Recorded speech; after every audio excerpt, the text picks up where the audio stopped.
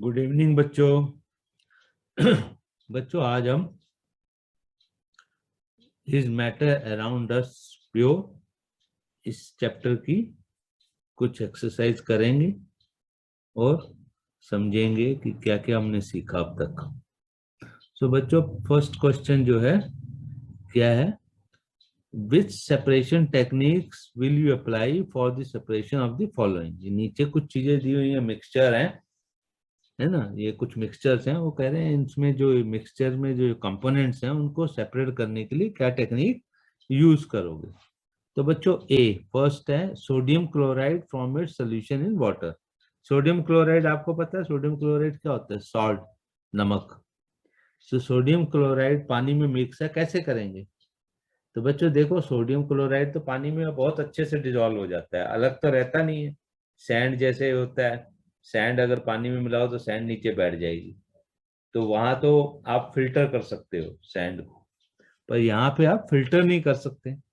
तो यहाँ पे आप क्या करोगे, क्योंकि डिजोल्व हो गया तो हमें पानी को उसमें से निकालना पड़ेगा। तो पानी कैसे निकलेगा यहाँ पे बच्चों?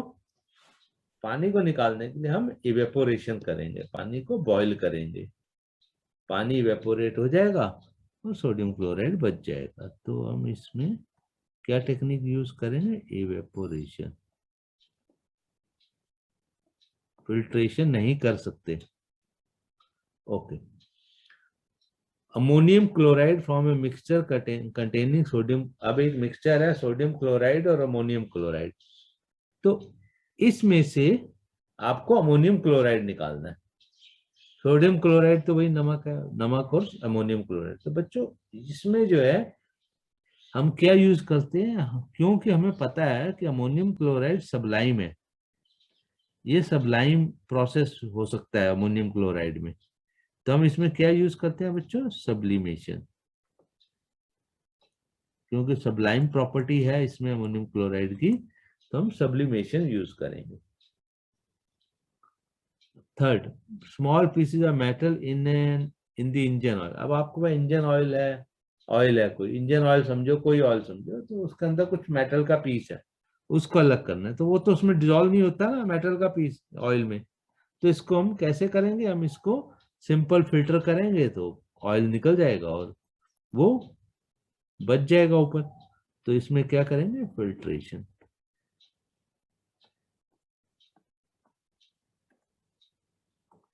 ओके।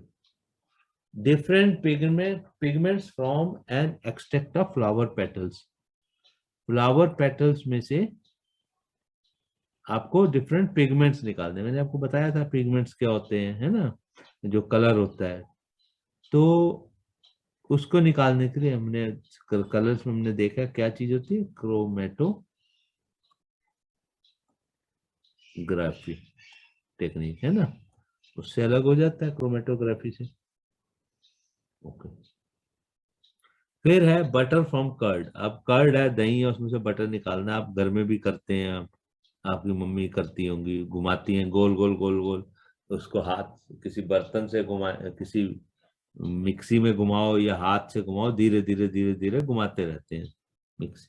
जैसे हल्के हल्के घुमाते हैं, तो जनरली हाथ से घुमाते हैं घरों में। तो ये क्या होता है, वो हाथ से घुमाने की टेक्निक भी बेसिकली क्या है कि राउंड राउंड घूम रहा है।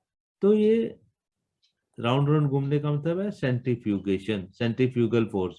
तो ये टेक्निक होती है सेंट्रीफ्यूगेशन।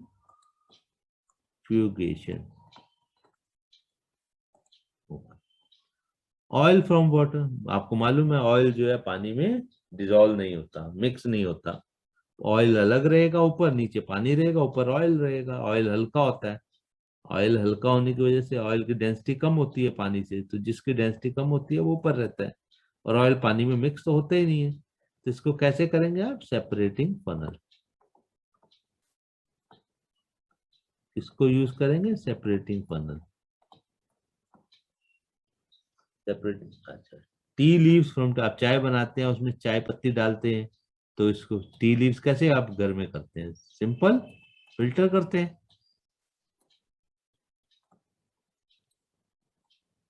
ठीक है बच्चों। ओके। फिर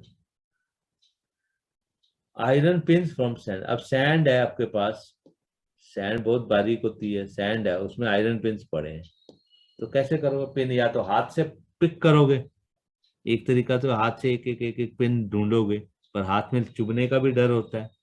तो इसके लिए हम क्या करते हैं, इजी क्या हमको और कोई तरीका हमारे पास नहीं होता है इसके लिए, तो हम इसको, पेन्स मेटल के होते हैं, आयरन के होते हैं, तो हम मैग्नेट यूज करते हैं। हम क्या यूज करते हैं? मैग्नेट। तो वो जो सेपरेशन हुआ, क्या हुआ? मैग्नेटिक सेपरेशन, मैग्नेट यूज करते हैं। Okay. Wheat grains from husk, wheat grains husk में से निकालते हैं ना, गांव में करते हैं ये बहुत ज्यादा। अच्छा, तो व्हीट ग्रेन कैसे करते हैं बच्चों? ये मैंने आपको बताया था, एक टेक्निक होती है, क्या होती है? विनोइंग, है ना? विनोइंग होती है ना, आप ऐसे हाथ से करते हैं, हिला हिला के। Okay. Fine mud particle suspended in water, अब मड पार्टिकल है, फाइन है, तो उनको आपको, मड पार्टिकल कैसे अलग होंगे? फाइन है, देखो ऐसे सैंड नहीं है, वो तो फिल्टर से हो जाता है, सैंड तो अब सिंपल। तो ये मड पार्टिकल है, तो सस्पेंडेड इन वाटर, पर वो उसमें डिजॉल्व भी नहीं है, सस्पेंडेड है ना? तो इसको क्या करते हैं, पहले तो हम उसको सेटल होने देंगे। क्या होने देंगे? पहले हम उसको सेटल होने देंगे। तो इसको पहले सेटल होगा, फिर ये नीचे बैठ जाएगी, तो इसको हम कहते हैं डीकेंटेशन, फिर एंड फिल्ट्रेशन।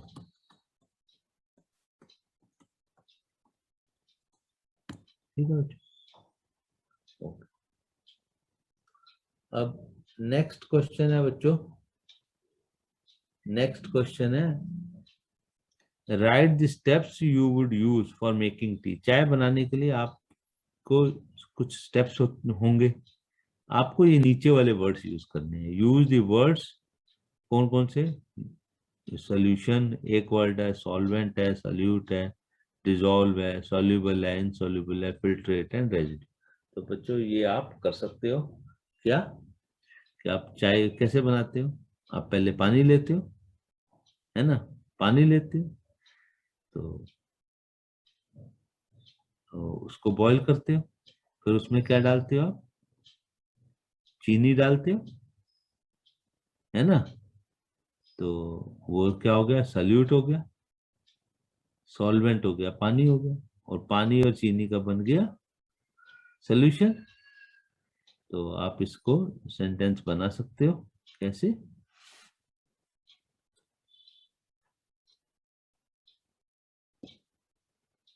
आप लिख सकते हो इसका स्टेप कैसे, mix sugar as solute in water which is a solvent, and we get solution। Solution मिल गया ना, किसका? वाटर एंड शुगर का। ठीक है, तो तीन वर्ड यूज हो गए।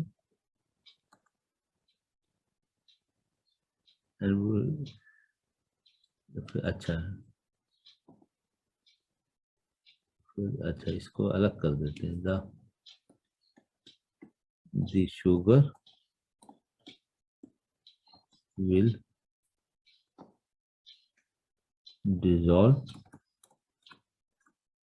and we get the solution। solution मिल गया डिजॉल्व होने के बाद। अच्छा, फिर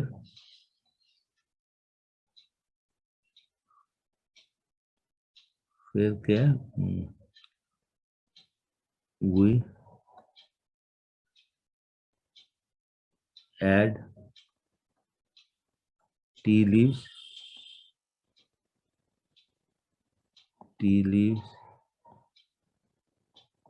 which are insoluble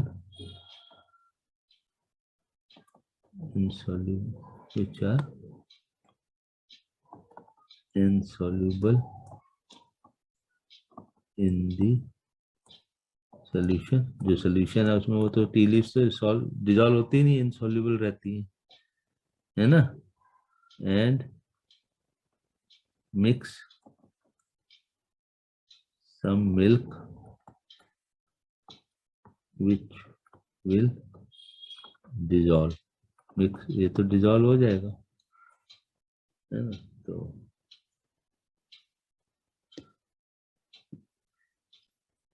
ऐसे करके आप बना सकते हैं ना. उसके बाद फिर आप इसको फिल्टर करोगे तो फिल्ट्रेट आ रह जाएगा लाइक दैट. तो पूरा प्रोसेस आप लिख दो और पूरे स्टेप्स आ जाएंगे. ओके.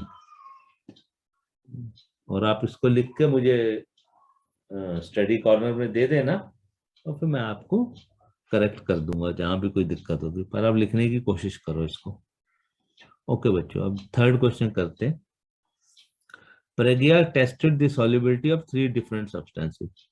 ये 3 नहीं 4 सब्सटेंस है. 1 2 3 4. Potassium nitrate, sodium chloride, potassium chloride and ammonium chloride. 4 है.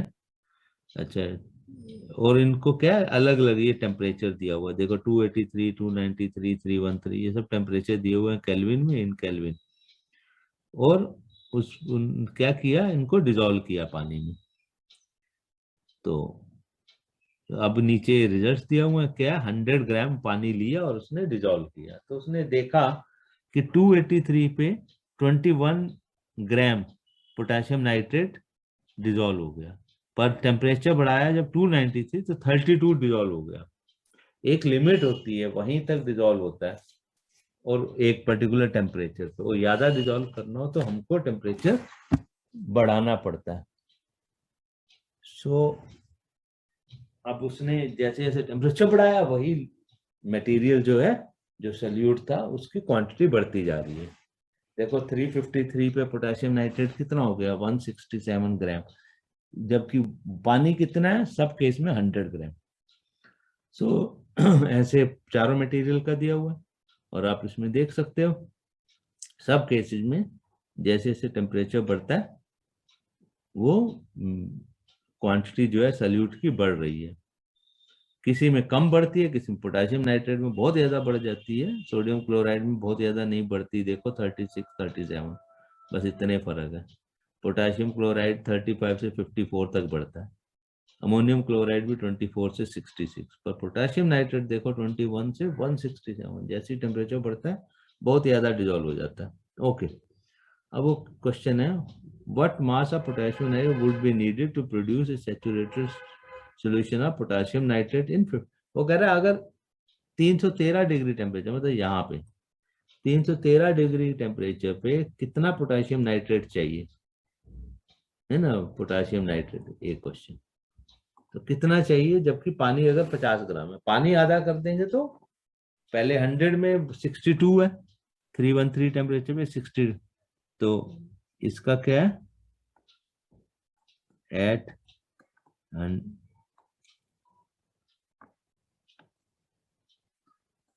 313 temperature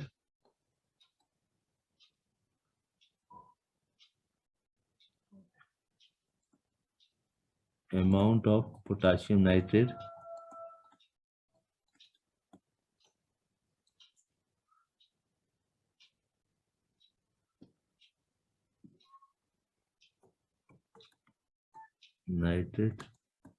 dissolved in 100 gram water. 100 gram पानी में कितना डिजोल्व हो रहा है, देखो as per table 62 gram equal to 62 gram. सो कह रहा है 50 ग्राम. तो amount of potassium nitrate dissolve in 50 gram water में कितना होगा, 62 डिवाइडेड बाय 100 इंटू 50. तो ये कट गया, ये 2 आ गया 31 ग्राम्स. तो ये आपका आंसर होगा, है ना. तो ऐसे अब अगला क्वेश्चन देखते हैं. तो इजी क्वेश्चन होते हैं, बस समझना होता है. प्रज्ञा मेक्स अब वो सैचुरेटेड सोल्यूशन है पोटेशियम क्लोराइड. पोटेशियम क्लोराइड कहाँ है, ये तीसरे नंबर पे है. in temperature 353, लास्ट में 353, and leaves the solution to cool at room temperature. उसने ये रूम टेम्परेचर पे रख दिया. What would she observe as the solution? तो वो कह रही है कि जो सैचुरेटेड सॉल्यूशन था उसको उसने क्या कर दिया, सैचुरेटेड सॉल्यूशन को उसने से बनाया पोटेशियम क्लोराइड का in water at 353 degree temperature पे बढ़ाया. अब 353 डिग्री टेम्परेचर कितना होता है, 353 डिग्री टेम्परेचर कितना होता है, रूम टेम्परेचर कितना होता है केल्विन में, मैंने आपको बताया था. रूम टेम्परेचर इन केल्विन क्या होता है,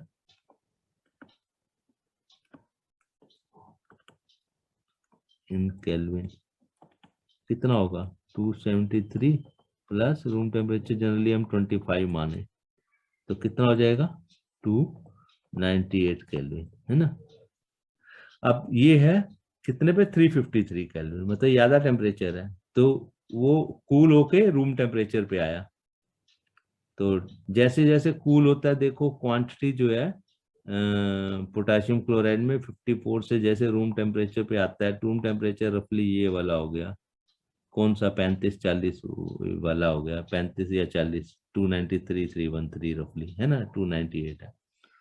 तो ये क्वांटिटी तो चाहिए थी ये 35-40 के करीब, और 353 में तो वो ज्यादा क्वांटिटी डल गई है, तो वो कहाँ जाएगी, सैचुरेटेड सोल्यूशन था 353 में, अब 293 या 313 पे तो सैचुरेटेड नहीं रहा, वो तो ज्यादा होगी, क्वांटिटी चाहिए थी 35-40 के आसपास, पर ये 353 पे डाली है 54, तो कुछ 15-20 ग्राम ज्यादा है.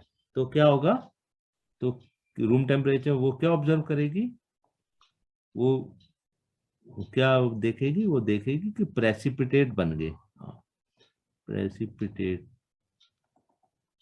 विल फॉर्म, प्रेसिपिटेट्स बन जाते हैं, मतलब एक्स्ट्रा जो है ना वो ऊपर प्रेसिपिटेट बन जाएंगे. ठीक है,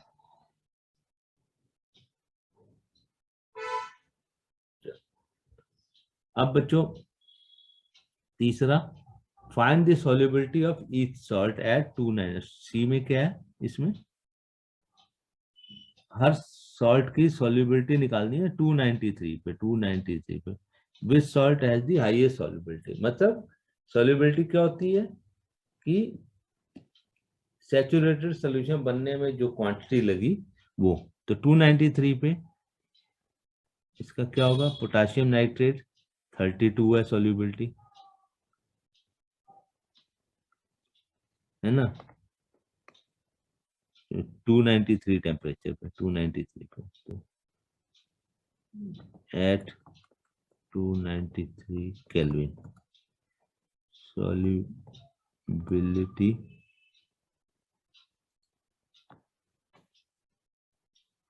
solubility of potassium nitrate कितनी है, 32 है ना, 32 ग्राम. तो सॉल्युबिलिटी ऑफ दूसरा क्या है, सोडियम क्लोराइड, सोडियम क्लोराइड कितनी है 36 ग्राम्स. तो बेसिकली ये 293 के नीचे जो जो इनकी क्वांटिटी दी हुई है चारों की, यही सॉल्युबिलिटी है. ठीक है, ये जो क्वांटिटी दी हुई है ये सारी सॉल्युबिलिटी है at 293 degree temperature kelvin. Okay, what is effect of change of temperature on the solubility of salt. क्या होता है चेंज ऑफ टेम्परेचर होने से, सॉल्युबिलिटी क्या हो रही है, बढ़ रही है, सॉल्युबिलिटी इंक्रीजेस विद, क्या हो रहा है, टेम्परेचर बढ़ रहा है तो with increase in temperature, with increase in temperature solubility क्या हो रही है, बढ़ रही है। Increase in temperature. ओके, ठीक है बच्चों, ये हो गया हमारा क्वेश्चन फर्स्ट। अब नेक्स्ट करते हैं ये फोर्थ क्वेश्चन। फोर्थ क्वेश्चन बच्चों अब देखते हैं इसमें क्या है। Explain the following exam giving, आपको एक्सप्लेन करना है सैचुरेटेड सोल्यूशन क्या होता है, सैचुरेटेड सोल्यूशन का आप एग्जांपल दे दो, प्योर सब्सटेंस क्या होता है, कोलाइड क्या होता है, सस्पेंशन, ये सब आपने किया हुआ है, इसके एग्जांपल के साथ आप एक्सप्लेन कर सकते हो। तो ये तो आप कर लेना। Classify each of the following as a homo, अब आपको इनमें से बताना है कौन सा होमोजीनियस है कौन सा हेट्रोजीनियस है। कुछ चीजें दी हुई हैं, इनमें से कौन सी होमोजीनियस, आपको होमोजीनियस और हेट्रोजीनियस मालूम है, तो होमोजीनियस मिक्सचर कौन सा है, तो इसमें होमोजीनियस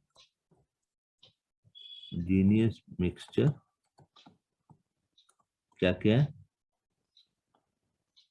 होमोजीनियस मिक्सचर है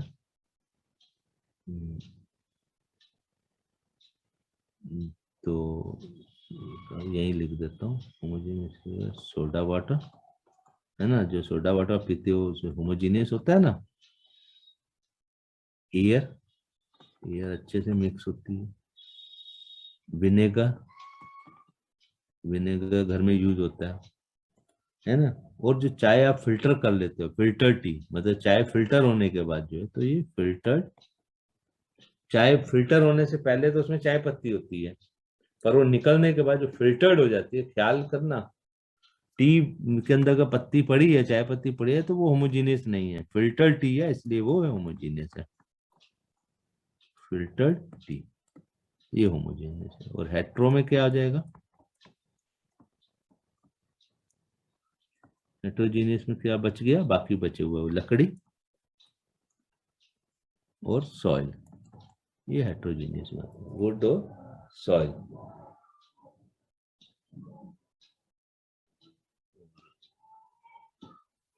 सॉरी, एयर भी तो, एयर, एयर, ओके। अब बच्चों, how would you confirm that a colourless liquid given to you is pure, आप प्योर वाटर है तो कैसे कंफर्म होगा कि आपको कोई लिक्विड दे दिया कलरलेस, अब ये प्योर वाटर है, कैसे बताओगे। तो उसको बताने का क्या तरीका है, आपको मालूम है प्योर वाटर बॉइल्स एट, मालूम है ना आपको प्योर वाटर कितने डिग्री पर बॉयल होता है और फ्रीज होता है, तो pure water, pure water boils at 100 degree centigrade, तो आप उसको बॉईल करके देख लो, अगर वो 100 डिग्री सेंटीग्रेड पे बॉईल हो जाता है तो समझो प्योर है, ठीक है ना। और उसमें अगर कुछ मिक्स है नीचे तो इवेपोरेट करोगे तो पता चल जाएगा नीचे कुछ बचा या नहीं बचा। Okay, which of the following materials fall in the category of pure substance, अब इनमें से बताना है प्योर सब्सटेंस कौन कौन से होते हैं। तो देखो बच्चों, जो जो प्योर सब्सटेंस है हम उनको ग्रीन कलर से टिक कर देते हैं। आइस इज ए, आइस जो है वो क्या होती है, ice is a pure substance. Milk नहीं है, एग्जांपल भी हमने आपको दिया था, मिल्क नहीं होता। आयरन होता है प्योर सब्सटेंस, हाइड्रोक्लोरिक एसिड होता है प्योर सब्सटेंस, ठीक है। मरकरी होती है प्योर, ठीक है। और क्या है, ब्रिक, वुड, एयर नहीं, हाँ कैल्शियम ऑक्साइड होता है, ये प्योर, ठीक है। अब next, identify the solutions among the following mixture, अब ये मिक्सचर है, इनमें से सॉल्यूशन कौन सा है, आपको ये आइडेंटिफाई करना है इनमें से कौन सा सॉल्यूशन है। ये कुछ दिए हैं, soil, sea water, air, coal and soda water, इनमें से सॉल्यूशन कौन कौन से हैं। तो बच्चों सी वाटर सॉल्यूशन है, सी वाटर, ठीक है, सॉल्यूशन है ना। ओके, फिर एयर भी सॉल्यूशन है और सोडा वाटर भी सॉल्यूशन है, तीन सॉल्यूशन। सॉइल और कोल नहीं है। ओके। अब next 9th, which of the following show Tyndall effect. Tyndall effect आपको किस में मिलता है? टिंडल इफेक्ट बच्चों आपको मिलता है, आपको मैंने बताया भी था एग्जांपल देके भी, मिल्क में। मिल्क में लाइट पास करो तो हमको पाथ लाइट का दिखता है, टिंडल इफेक्ट होता है। और स्टार्च सोल्यूशन, स्टार्च जो होता है उसका सोल्यूशन बनाएंगे तो स्टार्च सोल्यूशन भी टिंडल इफेक्ट देता है। ठीक है बच्चों। अब ये है बच्चों, classifying the following into elements, compounds and mixture. आपको इनमें से बताना है कौन से एलिमेंट्स हैं, कौन से कंपाउंड्स हैं, कौन से मिक्सचर हैं। तो बच्चों जो एलिमेंट्स हैं उसके लिए ई लिख देंगे, कंपाउंड्स के लिए मैं सी लिख दूंगा और मिक्सचर के लिए एम लिख दूंगा। ठीक है, तो इससे आपका क्लैरिटी हो जाएगी। सोडियम, सोडियम क्या होता है बच्चों? Sodium is a pure substance, it is a element. Sodium is element. Soil क्या है बच्चों? Soil, soil simple mixture. Sugar solution क्या है? चीनी आपने डिजोल्व कर दी, तो क्या है? Sugar solution is also a mixture. फिर silver, silver is a element है, प्योर सब्सटेंस भी है, सिल्वर प्योर भी होता है और एलिमेंट है। अब बचा कैल्शियम कार्बोनेट, तो ये तो क्या कंपाउंड में आएगा। टिन, ये भी एलिमेंट है, टिन एलिमेंट होता है। सिलिकॉन, ये भी एलिमेंट है, ई। कोल, कोल क्या है? कोल इज ए, कोल तो बहुत चीजों से पड़ा पड़ा बनता है, मालूम होगा आपको, तो ये सिंपल एक मिक्सचर है। एयर, एयर भी मिक्सचर है ना, बहुत सारी गैसें से मिलकर है। सोप, सोप कुछ बन बन चीजें केमिकल्स वगैरह मिला के बनाते हैं तो कंपाउंड। मीथेन, मीथेन क्या है बच्चों? कार्बन और हाइड्रोजन से मिलकर बना है ना मीथेन। मीथेन जो होती है ये भी एक कंपाउंड है। मीथेन के अंदर क्या होता है? मीथेन के अंदर कम कार्बन और हाइड्रोजन होता है, CH4 केमिकल इसका ये होता है। ठीक है, तो कार्बन हाइड्रोजन मिलकर बना होता है मीथेन, गैस होती है ये। ओके। सो कार्बन डाइऑक्साइड ये फिर एक कंपाउंड हो गया, है ना। Carbon dioxide, CO2, carbon dioxide तो मालूम होगा, CO2 कहते हैं, कार्बन और ऑक्सीजन से मिलके कंपाउंड। ब्लड, ब्लड क्या है? ब्लड तो मिक्सचर है। तो ये हो गया। Which of the following are chem, अब ये बताना है इनमें से केमिकल रिएक्शन, केमिकल चेंज बोले, केमिकल रिएक्शन बोले, किस में होता है? केमिकल चेंज, केमिकल रिएक्शन होगी तो केमिकल चेंज होगा, तो किस में होगा chemical change? Growth of a plant. अब तो सिर्फ बताना किन किन में है, तो हम इसको टिक कर देते हैं। Growth of a plant. Rust, iron rust मैंने आपको बताया था। Mixing of iron and no, इसमें कोई चेंज नहीं होता, सेपरेट हो जाएगा। फूड, खाना बनाते हैं, वो भी cooking of food. Digestion of food, ये भी रिएक्शन है। Freezing of water, change of state है नहीं। बर्निंग ऑफ कैंडल भी एक किस्म का केमिकल चेंज। ओके। अब तो बच्चों ये तो क्वेश्चन हो गए। अब हम देखते हैं which are the following statements are true और for pure substance. Pure substance के लिए कौन सी स्टेटमेंट ट्रू है? हमको ये देखना है कि नीचे कुछ स्टेटमेंट्स दी हुई है, इनमें से बच्चों अटेंटिव रहो, इनमें से कौन सी स्टेटमेंट्स ट्रू है। 4 स्टेटमेंट्स हैं, तो आंसर में भी आप देखो ABCD आंसर में दो दो स्टेटमेंट्स हैं, तो कोई दो ट्रू होंगी। Pure substance contain only one kind of particle, बिल्कुल सही बात है, प्योर सब्सटेंस में यही होता है। Pure substance may be compounds और mixture, no. Pure substance have same composition throughout, बिल्कुल ठीक है। Pure substance can be exemplified by all elements other than nickel, no. तो आपका आंसर क्या हो गया? सेकंड और थर्ड, ये दोनों आपके आंसर में सेकंड और थर्ड स्टेटमेंट बच्चों ठीक है, वो दो गलत है। ठीक है, तो ये पहले वाली ये गलत है, ये ठीक है, ये ठीक है, ये गलत है। तो सेकंड और थर्ड आपका कहाँ पर है, ये डी। तो ये आपका आंसर क्या हो गया,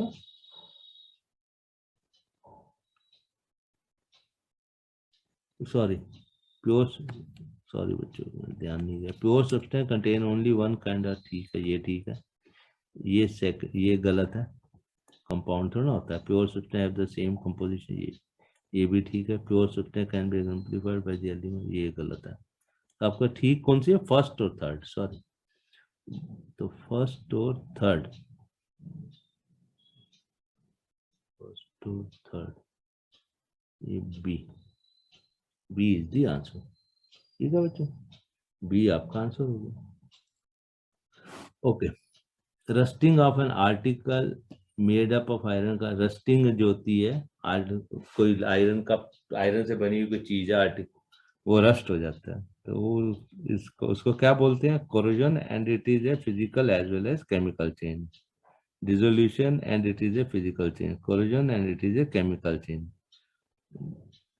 dissolution and it is a chemical change. तो बच्चों इनमें से आपको बताना है कि कौन सी स्टेटमेंट ठीक है, ठीक है। तो ये क्या होता है, इट इज ए कोरोजन होता है और केमिकल चेंज होता है, केमिकल रिएक्शन होती है, हमने ऊपर ऊपर भी देखा था कि rusting of iron chemical change, तो रस्टिंग ऑफ आयरन क्या होता है, केमिकल चेंज होती है ओनली, फिजिकल चेंज कुछ नहीं होता उसमें।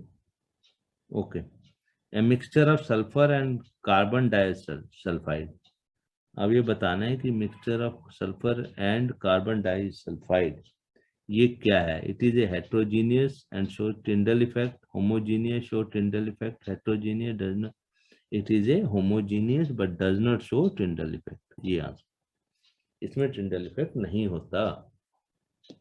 Okay, fourth, tincture of iodine has antiseptic property, iodine जो होती है मेडिसिन, उसमें एक केमिकल होता है, टिंचर होता है, ठीक है ना, उसके एंटीसेप्टिक प्रॉपर्टी होती है, तो जो टिंचर है उसमें टिंचर में आयोडीन होती है, आयोडीन की, तो the solution is made by dissolving, बनता कैसे है, तो बाय डिसॉल्विंग आयोडीन इन पोटेशियम आयोडाइड, डिसॉल्विंग आयोडीन इन, वैसे नो, फोर्थ का आंसर है सी, आयोडीन को पानी में डिसॉल्व करते हैं, ठीक है, सॉरी ये डी,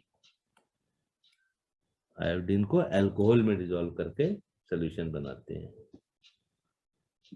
ठीक है। Which of the following are homogeneous in nature, अब ये बताना है इनमें से कौन से होमोजीनियस हैं, होमोजीनियस मिक्सचर कौन से हैं, आइस होमोजीनियस है, ठीक है, वुड तो नहीं होती, सॉइल भी नहीं होती, एयर भी होमोजीनियस होती है, मिक्सचर तो होमोजीनियस है ना, तो first and fourth, first and fourth में सी इज द आंसर, ठीक है। अच्छा, which of the following are physical changes, अब आपको इनमें बताना है कौन सी फिजिकल चेंजेस हैं, कुछ पहले हमने एक क्वेश्चन आया था केमिकल चेंजेस का, अब इनमें से कौन सी फिजिकल चेंजेस है, melting of iron metal, melting of iron metal क्या है, फिजिकल चेंज है, मेल्ट कर रहे हैं, रस्टिंग नहीं है, ध्यान देना, rusting is chemical change, melting आपने सिंपल उसको मेल्ट कर दिया तो चेंज ऑफ स्टेट है ना, तो ये फिजिकल चेंज है, ये फिजिकल चेंज है। अच्छा, रस्टिंग ऑफ आयरन नहीं हो सकता, फिर बेंडिंग, आपने आयरन रॉड को बेंड कर दिया, ये भी फिजिकल चेंज है, वायर, उससे पतली वायर बना ली, drawing a wire of iron metal, उससे पतला करके, तो आपका आंसर है वन थर्ड एंड फोर्थ वाला, one third and fourth, one third C, C is the answer, तीन स्टेट, तीन फिजिकल चेंजेस है इसमें, तो आपका आंसर क्या हो गया, C. Which of the following, अब ये बताना है इनमें से कौन सी केमिकल चेंजेस है, केमिकल चेंज कौन कौन से हैं जो कि केमिकल चेंज है, तो बच्चों डीके ऑफ वुड, लकड़ी का डीके होना, ये chemical change, burning a would ये भी केमिकल चेंज है, सॉइल आपने काटा वुड को, ये तो फिजिकल चेंज है, hammering of a nail into the piece of wood ये भी कोई केमिकल चेंज नहीं है, तो केमिकल चेंज सिर्फ कौन से हैं, ए है फर्स्ट एंड टू, ये ए वाला आंसर है, ठीक है। अब बच्चों तो आपको सोचना है, मतलब कि फिजिकल और केमिकल चेंजेस के बारे में कॉन्सेप्ट क्लियर होना चाहिए। तो ऐसे याद करने की कोशिश मत करना, समझ के करोगे तो याद रहे, नहीं तो एग्जाम में गलत होगा। तो ये कौन सी फिजिकल चेंज है, कौन सी केमिकल, उसके पीछे रीजन समझो, है ना। बर्निंग अ वुड, वुड जल गई, जल के मैंने क्या बोला था, केमिकल चेंज में आप रिवर्स नहीं कर सकते सीधा सीधा। तो क्या, वो बर्न हो गई लकड़ी या डीके हो गई, सड़ गई, तो क्या कर सकते हो, वापस लकड़ी बन जाएगी उसकी, नहीं बनेगी, है ना। और फिजिकल चेंज है, आपने बेंड किया फिर सीधा कर लो, आपने उसकी पतली वायर बनाई फिजिकल चेंज में, drawing a wire of iron metal, iron metal का हमने पतली वापस उसको मेल्ट करके आप जैसी शेप देना चाहो दे दो, है ना, मेटल को। या मेल्टिंग आयरन को मेल्ट किया फिर दोबारा सॉलिड कर लो, तो वो फिजिकल चेंजेस होती है जो रिवर्स हो जाए by physical methods. Chemical changes physical method से रिवर्स नहीं की जा सकती, हो गई तो हो गई, नया प्रोडक्ट बन जाएगा, फिर वो ओरिजिनल प्रोडक्ट उसमें से निकालना मुश्किल है। जैसे आपने चाय बनाई, चाय में आपने मिक्सचर मिला दिया, उसका कलर चेंज हो गया, तो वो भी एक किस्म का क्या है, चाय पत्ती का कलर आ गया उसमें। अब सब अलग थोड़ा ना हो सकता है, वापस पानी निकल आएगा चाय में से, नहीं निकलेगा। तो मेकिंग टी भी बेसिकली एक किस्म का केमिकल ही है। Okay, two substances A and B are made to react to form a third substance।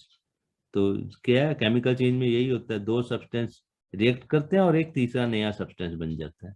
तो 2A कोई एक सब्सटेंस है जो 2 जिसकी क्वांटिटी 2 है, और एक है B जिसकी क्वांटिटी 1 है, मिलके A2B बन गया, एक नया सब्सटेंस बन गया, है ना। जैसे सोडियम को क्लोरीन से मिलाया तो क्या बन गया, सोडियम क्लोराइड बन गया।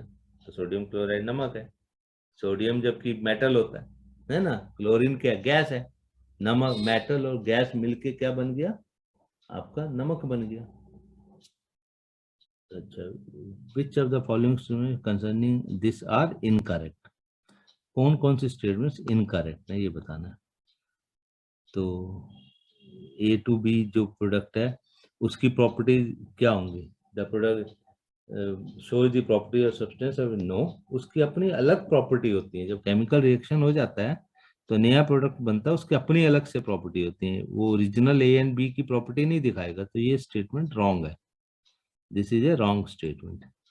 The product will always have a fix composition, ये स्टेटमेंट जो है ये ठीक है। The product so form can not be classified as a compound, ये भी रॉन्ग है क्योंकि वो कंपाउंड होता है। The product so form is no it is not an element, वो कंपाउंड होता है, एलिमेंट नहीं होता। तो आपका ये तीन जो है ये ट्रू है, ये ट्रू स्टेटमेंट है, this is A true statement. बाकी सारी इनकरेक्ट स्टेटमेंट्स है। तो आपका आंसर क्या होगा, 1 3 एंड 4, 1 3 एंड 4, मतलब ये सी आपका आंसर है ना। क्योंकि आपको क्या करना है, इनकरेक्ट स्टेटमेंट्स बतानी है, इनमें से कौन कौन सी इनकरेक्ट स्टेटमेंट्स हो गई। ओके, अब बच्चों ये है two chemical species X and Y form to combine होके फॉर्म करते हैं नया प्रोडक्ट पी बनाते हैं, एक्स और वाई मिले ओके नया प्रोडक्ट बना। तो ये हमेशा याद रखो, जो नया प्रोडक्ट होगा उसकी प्रॉपर्टीज अलग होंगी, जिन चीजों से बना है उससे कोई लेना देना नहीं है, उसकी प्रॉपर्टीज अलग होंगी। सो अब x and y cannot be broken down into simpler substance by simple chemical reaction। x and y को तो वो तो नहीं ब्रोक कर सकते, एलिमेंट है वो। Which of the following concerning the species are कर, अब वो कह रहा है इनमें से कौन सी जो है करेक्ट स्टेटमेंट है, तो आपको बताना है कौन सी correct, which of the following are correct. P is a compound, yes P is a compound। X and Y are compounds, no। X and Y are elements, ये भी ठीक है। P has a fixed composition, yes। तो आपका answer क्या हो जाएगा, आपका आंसर होगा ये 1 3 एंड 4 वाला, 1 3 एंड 4 मतलब 1 3 एंड 4 ये वाला डी वाला, तो आपका आंसर हो गया डी। तो ये जो स्टेटमेंट है इसमें X and Y are compound, ये रॉन्ग है, दिस इज रॉन्ग, इनकरेक्ट। बाकी करेक्ट स्टेटमेंट्स हैं।